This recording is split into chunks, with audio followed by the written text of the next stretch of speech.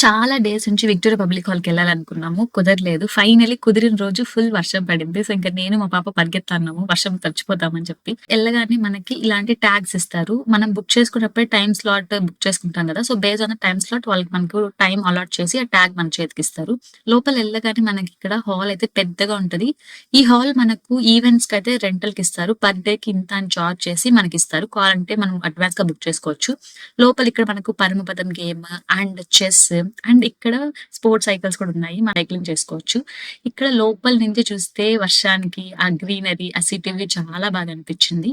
మనము Victoria public హాల్‌కెళ్ళాలి అంటే ముందుగానే ఆన్‌లైన్‌లో టికెట్స్ బుక్ చేసుకోవాలి. జీసీసీ సర్వీసెస్ డాట్ ఇన్ అనే వెబ్‌సైట్‌లో బుక్ చేసుకోవాలి. అడల్ట్స్‌కైతే రూ. 25 అండ్ స్టూడెంట్స్‌కైతే రూ. 10 చార్జ్ చేస్తారు. ట్యూస్‌డేస్ హాలిడేస్ అన్నమాట. మార్నింగ్ 8 నుంచి ఈవినింగ్ 6 పీఎం వరకు ఓపెన్‌లో ఉంటుంది. ఇది అండ్ ఇక్కడ మనకు ఓల్డ్ టైమ్స్‌లో యూజ్ చేసే సైకిల్స్ చెన్నైలో. సో, ప్రెజెంట్ యూజ్‌లో లేదు. ఆ సైకిల్స్ ఇక్కడ డిస్‌ప్లేకి పెట్టారు. అండ్ ఇక్కడ ఒక బోట్ లాగా పెట్టారు. అది లోపలికెళ్ళొచ్చు యూజువల్‌గా. బట్ అది వర్షం పడింది కాబట్టి స్కిడ్ అవుతుందని చెప్పి ఎళ్ళొద్దు అని చెప్పారు.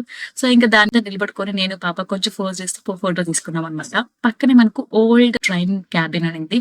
సో, లోపలెళ్లి ఎలా ఉందో చూద్దామని లోపలికెళ్ళాము. లోపలైతే ఒక డ్రైవర్ ప్యాసేజ్ లాగా ఉంది. ఇంకా పాప దాంతో కొంచెంసేపు ఆడుకునింది. మనకి లోపల ఒక ఏవీ షో ఉంటది. అది జస్ట్ ఆడియోనే. వీడియో విజువల్స్ అంతా ఏముండదు. మంచి ఎక్స్‌పీరియన్స్. చెన్నై ఎలా ఎవాల్వ్ అయింది అని చెప్పి క్లియర్‌గా మెన్షన్ చేశారు. సో, హిస్టరీ అంతా ఉన్నింది. చాలా బాగా అనిపిచ్చేది.